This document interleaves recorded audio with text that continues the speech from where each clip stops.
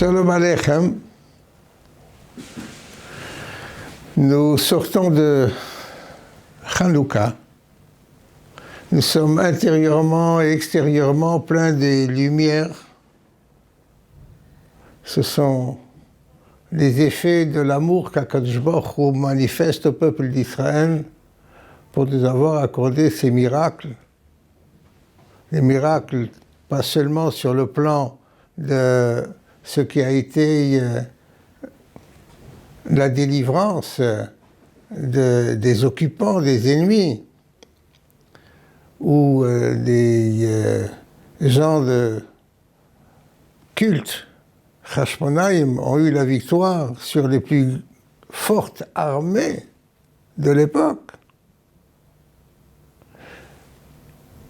Et cela se concrétise et se sacralise par le miracle de la lumière de Hanouka, où Akadosh Baruch Hu fait qu'une petite fiole préservée, selon la tradition, c'est celle que recherchait Yaakov Avinu quand il a traversé le Yabok, la frontière, pour retrouver cette fiole d'huile dont il avait reçu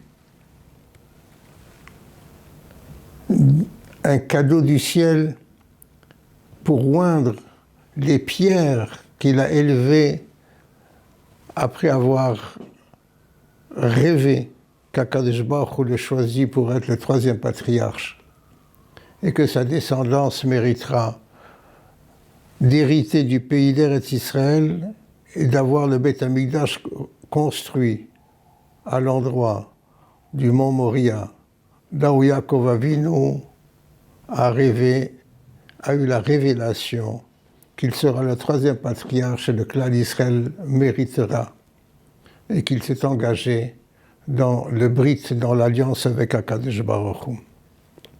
D'après nos textes, c'est là-bas qu'il a oint les pierres dont il s'était entouré pour dormir et qui avaient formé un seul socle, une base qu'il a élevée comme étant un misbéach. Et une fiole d'huile lui a été offerte, min hashamayim. Il a oint ce qui allait être l'endroit du misbéach, du Beth Amikdash, et c'est celle qu'il est revenu chercher quand il est revenu s'installer en Eretz Israël et qu'il a combattu pendant toute la nuit l'ennemi, l'ange tutélaire de Esav. Oui, Esav a voulu absolument empêcher Yaakov Avinu d'avoir cette fiole d'huile qui est le symbole qui restera dans la réalité, cette lumière qui vient du ciel pour éclairer l'univers et pas simplement le domestique. La sainteté de la lumière Or HaGanuz, celle qui est cachée, réservée à la lumière intérieure de notre âme, à travers la lumière qui est enfermée dans la Torah et qui éclaire ce qui est la vision du retour du Gan Eden sur terre, dans la paix du clan d'Israël et l'unité de chaque juif, lui, avec ses capacités intellectuelles de la Neshama, dans l'unité avec Akadosh Baruch Hu, que nous résumons dans le Shema Israël Hashem Elokeinu Hashem Echad, et que les enfants avec Yaakov Avinu ont répété que Moshe Rabbeinu reprendra, Baruch Shem Kevod Malchuto Leolam Vaed. C'est-à-dire que si le Shema Israël, selon le Zohar, est appelé Yichuda Ilaha, le Baruch Shem Kevod Malchuto Leolam Vaed s'appelle le Yichud Tita'a, l'unité du ciel, l'unité de l'âme avec Akadosh Baruch Hu qui nous l'a soufflé. C'est-à-dire qu'il s'est introduit en nous et nous donne cette force, cette énergie, cette compréhension et cette volonté dans le choix à l'intérieur de ce que offre le monde matériel. C'est-à-dire qu'à ce moment-là, c'est arriver au Echad, à l'unité, où rien n'est détourné vers la désobéissance ou vers ce qui est la destruction, le fait d'abîmer ce qui est uni dans la valeur morale, dans la valeur de ce qu'Akadosh Baruch Hu appelle et nous a donné à faire le tov, faire le bien, et hayashar vehatov, c'est la vérité et le chesed qui symbolisent le emet vechesed, la bonté et la vérité et la bonté qui s'équilibrent à l'intérieur du tiferet et de l'harmonie que symbolise la Torah avec Israël.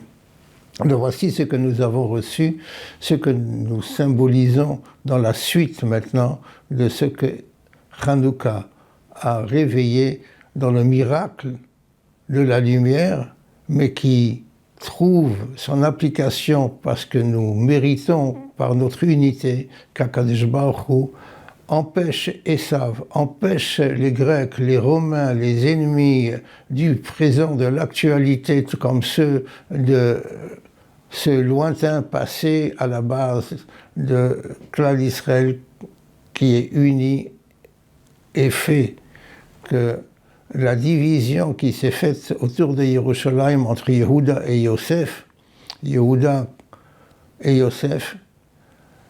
c'est une division simplement pour représenter le vécu du clan d'Israël, mais ce n'est pas une division de machloket, c'est-à-dire qu'il existe un affrontement, une rupture à l'intérieur du peuple. Non. La Haftara que nous allons lire, le chapitre 37 de Ézéchiel que nous lirons dans cette semaine de Vaïgash, fait dire au prophète clan d'Israël, vous êtes comme un tronc d'arbre, deux bouts de bois qu'on prend dans le même arbre. Ils ne sont pas séparés, il les réunit. Il dit ainsi l'arbre de la vie, l'arbre de ce qui doit être le retour d'un Gan Eden sur terre représenté par le clan d'Israël, règne en Eretz Israël comme divisé entre ce qui est descendant de Yosef Hatzadik et des autres tribus. Eh bien, cette séparation, c'est un même peuple, une même unité. Parce que ceux qui descendent de Yosef sont les seules tribus qui descendent à la fois de Rachel et de Léa, où il y a la vraie unité du peuple. Et c'est pourquoi Yosef a la valeur 156 comme Tzion. C'est-à-dire si Yehuda est le frère qui régnera est reconnu comme la majesté d'Israël, Yosef est celui qui régnera aussi lorsqu'il y a dispersion du clan d'Israël. C'est pourquoi Yosef, comme nous l'avons déjà évoqué, vaut 156 et Tzion vaut 156. Yosef est le roi d'Israël à l'extérieur des limites physiques de la patrie. Il ramène les Juifs qui ont été, mais qui se sont manifestés fidèles à Hachem et unis avec le clan d'Israël à l'extérieur de Jérusalem et de Tzion. C'est là Yosef, le Mashiach ben Yosef, qui ramènera le kibbutz Hagaliot rapidement et rencontrer le Mashiach ben David de la tribu de Yehuda, le règne à Jérusalem. Voici ce que est Vaïgash lorsque Yehuda s'avance vers Yosef Hatzadik. Parce que Yosef Hatzadik n'a pas fait souffrir Binyamin. Je me permettrai de vous raconter quelque chose pour expliquer ce que je viens de dire. Binyamin et Yosef étaient une unité lorsque les 10 autres frères croient que Yosef emprisonne Binyamin. Alors, Vaïgash Binyamin, et le verset dit Vaïgash Elav Yehuda. C'est-à-dire que pour sauver Binyamin, Yehuda s'avance vers le premier ministre qui règne sur l'Égypte, Mitzrayim et le monde environnants dans cette période de grande famine, il s'approche et il parle, comme Rachid l'expliquera, selon 3 niveaux. Il doit sauver son fils, son frère, excusez-moi. Il doit sauver son frère, Binyamin, dont il s'est engagé devant Yaakov Avinu de lui ramener ce fils unique qui, croit-il, lui reste de Rachel. Mais en fait, Yosef et Binyamin sont une même unité qui se sont reconnus et qui ont parlé entre eux. Et il laisse Yehuda qui s'approche. Et je vous ai dit que les initiales, les dernières lettres qui se trouvent à la fin des 3 mots Vaïgash, Elav, Yehuda, c'est Shin, Vav et Hei, qui veut dire chavé. Il y a une égalité. Ce n'est pas pour nous dire simplement qu'il dit les mots sur 3 niveaux, comme Rachid expliquera, que si tu es roi, je suis en égal, et je peux me permettre aussi de discuter avec toi, de nous mettre d'accord à un haut niveau, ou alors nous obliger à combattre parce que je dois sauver mes frères. Alors, Chavé, c'est l'égalité, c'est aussi parce que quand il s'approche de Yosef, Yosef est dans la sérénité la plus grande. Yosef Hatzadik a été tzaddik, sa bonté irradie. Yehuda reconnaît que les qualités de l'âme d'Israël qui est en lui se sent à l'aise devant Yosef qui a priori extérieurement représente un danger. Et il se sent à l'aise. La sérénité, les 2 neshamot communiquent. Il est inspiré à égalité comme il ne faut pas provoquer le combat et la lutte. Il faut ensemble construire, trouver une solution. Et elle a l'air d'être là. Voilà ce que relèvent les commentaires sur ces 3 lettres Chavé. Il y a une égalité. Il sent cela. Yosef Hatzadik réalisera ce qu'Akadosh Baruch Hu lui a donné et aidera Yehuda à régner sur ce qui devient Israël, la descendance de Yaakov Avinu Israël. Et cette parole, tout ceci, quand nous avons ici cette égalité, que la Haftara soulignera pour le retour en Eretz Israël, que cela soit un retour pour nous déjà, avec Mashiach ben Yosef et Mashiach ben David. C'est cet exemple de Yecheskel chapitre 37, avons-nous dit, qui fait suite et qui colle avec un autre chapitre de Yecheskel, celui où il annonce le retour en Eretz Israël, le retour de nos exils, la reconstruction d'Eretz Israël. Cela dépend de l'unité, de ce chavé, de cette égalité, où même si on croit qu'il y a des raisons de dissension, il faut suivre l'appel profond de la vérité et de l'amour d'Abraham et de la vérité de Yaakov, Titenem et Yaakov, Chesed d'Abraham, pour pouvoir effectivement recevoir la présence divine et non pas s'éloigner de ce qui est le projet avec les meilleures intentions. Parfois, le combat de divergence est une destruction intérieure avant d'apporter les méfaits de l'extérieur. Et les choses les plus graves, c'est lorsque une partie d'Israël veut défendre ou gagner la partie qu'il croit lui revenir, et il fait une alliance avec des gens de l'extérieur d'Israël, et c'est ainsi qu'ils introduisent ce qui est comparable à l'ennemi dans le cheval de Troie.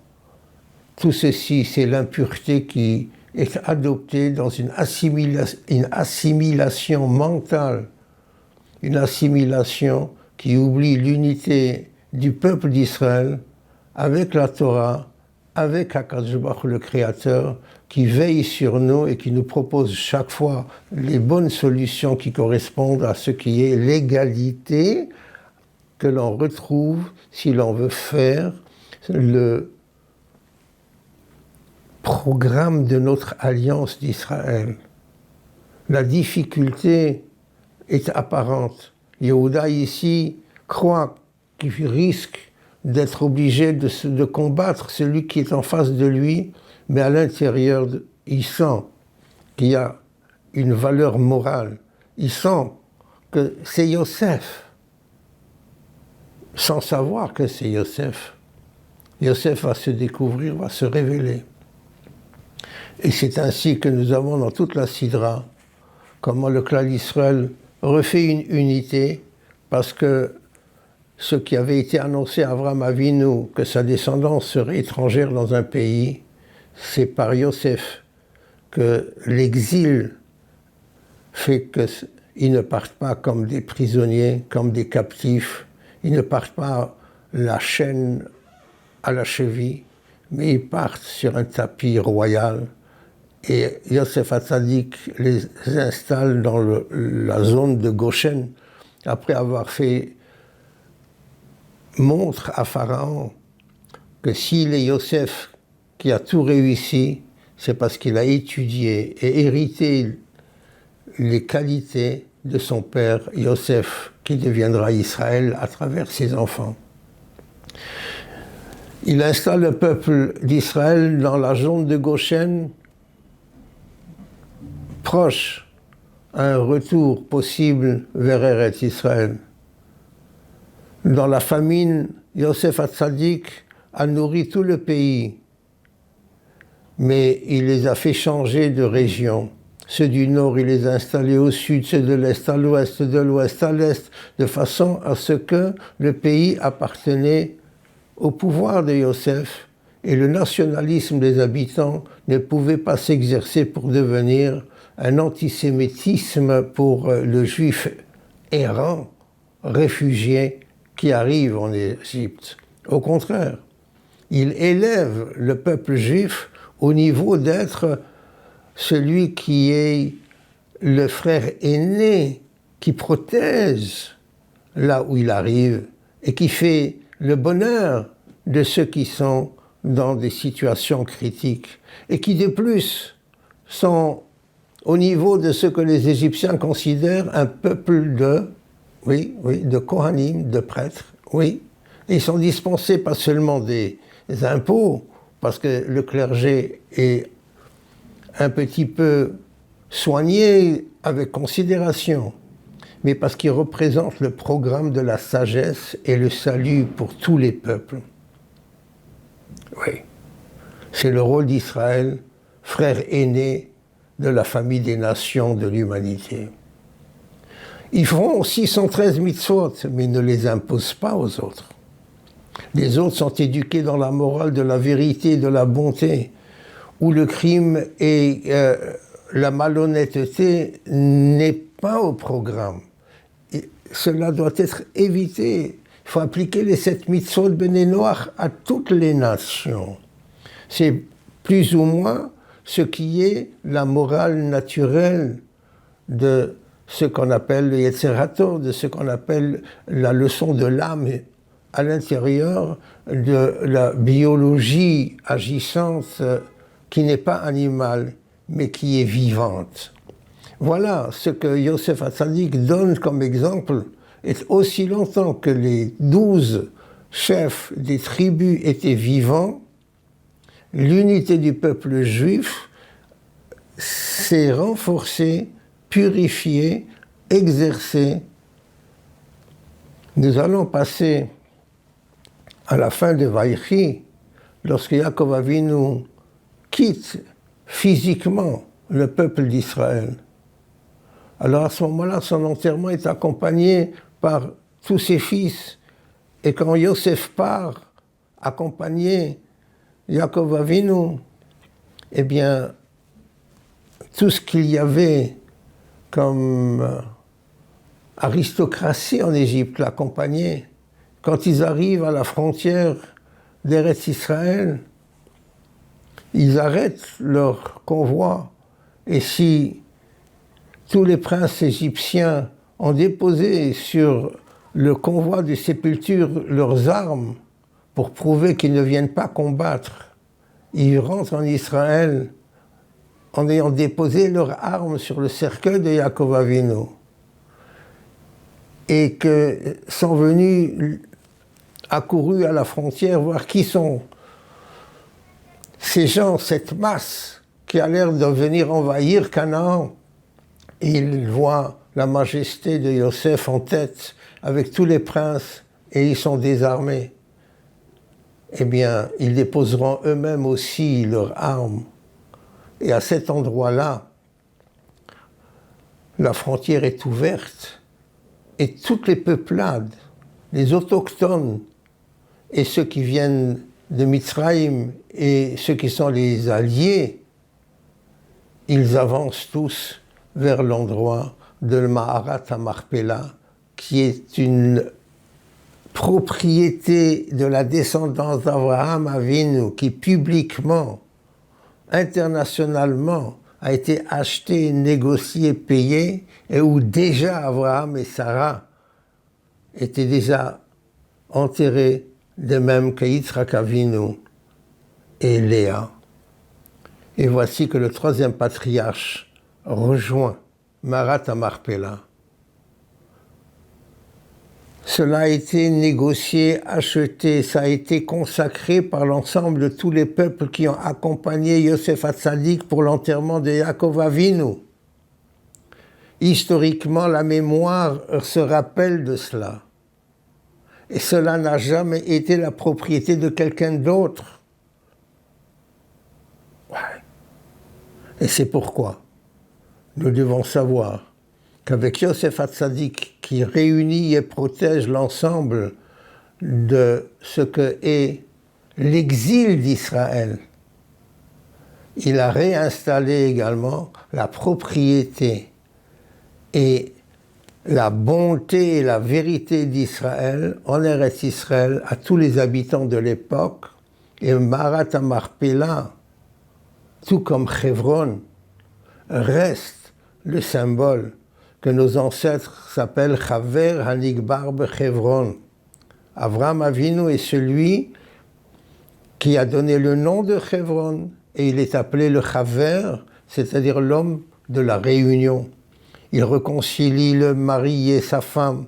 Il est l'exemplaire de ce qu'est une famille.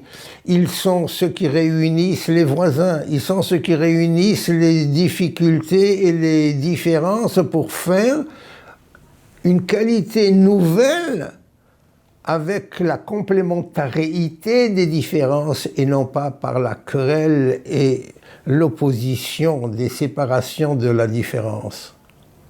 C'est la transformation vers l'unité avec cette notion de la harmonie de l'humain et du divin. Voici ce que représente ce Vaïgash qui, de l'intérieur, cela va se manifester dans les 12 différences qui feront l'unité, et Vaïchi sera la bénédiction de Yaakov Avinu des tribus chacun, selon sa particularité, sa spécialité. Ces différences font l'unité. Ils se complètent, ils ne s'opposent pas. C'est la leçon de la Haftara qui rejaillit à travers la compréhension du premier Vaïgash, qui n'est pas un défi ou une provocation. Il y a eu une sorte de paravent qui cachait le lien de famille pour retrouver l'unité de ce qui était déjà annoncé dans les rêves de Yosef Hatzadik et qui maintenant, la réalité dépasse ce qui a été l'imagination ou le rêve. Jamais de cauchemar. Il y a eu peut-être des erreurs de fait, mais la vérité et l'honnêteté de nos ancêtres réparent. Nous n'avons jamais trouvé chez Yosef Hatzadik un reproche qui a été fait. Et lorsque nous verrons que Yaakov Avinu a été enterré et que les frères reviennent et qu'ils craignent que maintenant, peut-être, Yistemenu, peut-être que Yaakov Avinu, n'étant plus là pour sauvegarder l'unité des enfants, Yosef risque de faire une sorte de revanche, peut-être. Ils essayent de demander pardon. Et Yosef Hatzadik, je n'ai rien à pardonner. Ne me soupçonnez pas. Ne me mettez pas au niveau du commun.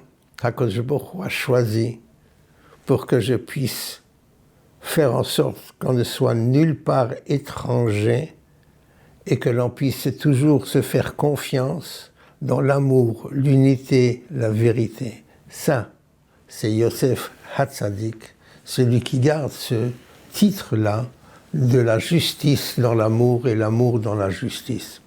C'est ce que nous reprenons un petit peu lorsque nous souhaitons dans la Hamida, dans la Shmoneh Esrei, Kadosh Baruch Hu, Melech Ohev Tzedaka o Mishpat.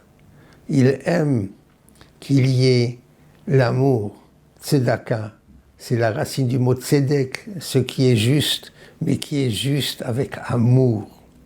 Un amour de justice, en même temps que les verdicts de rétablissement de ce qui est juste.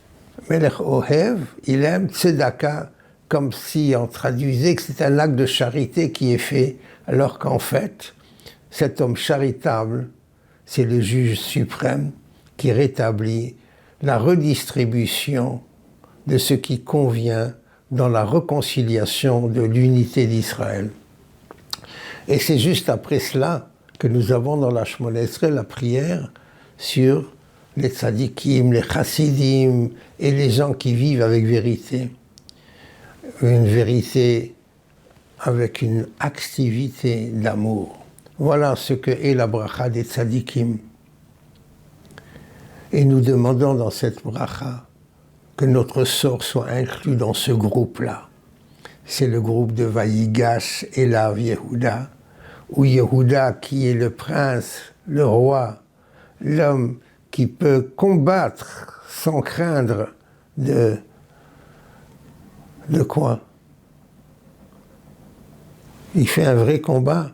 Dans un combat, s'il doit se défendre, légitime défense. Si c'est la mitzvah d'Hachem, il le fait.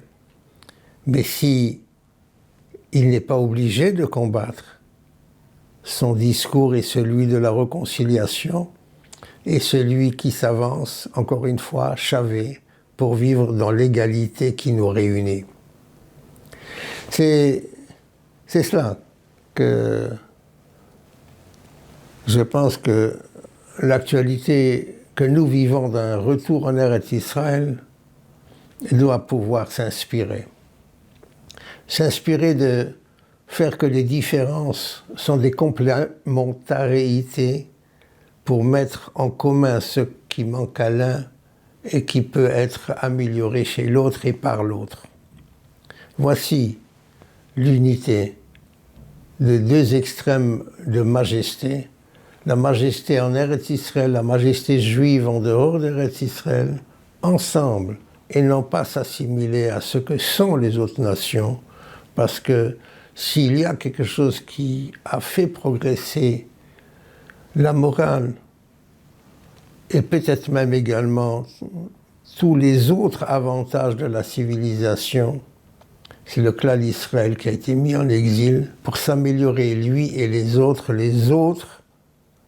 pas avec ceux qui ont gardé des civilisations païennes, non. S'ils font les 7 mitzvot, alors à ce moment-là, ce sont des peuples exemplaires.